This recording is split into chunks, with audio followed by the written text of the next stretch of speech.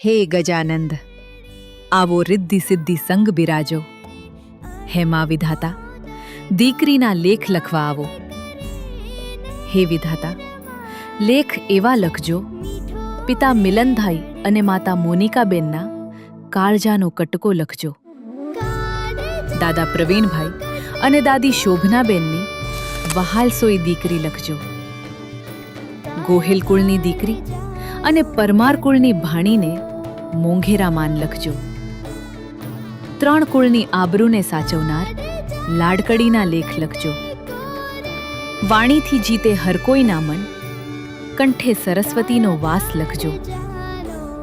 જીવનમાં સુખ, શાંતિ, વૃદ્ધિ સમૃદ્ધિનો સદા સહકાર લખજો. લાખો લોકોના જીવનને સાર્થક કરનાર સાક્ષાત તારણહાર લખજો. માં શક્તિરૂપી લક્ષ્મીનો અવતાર લખજો.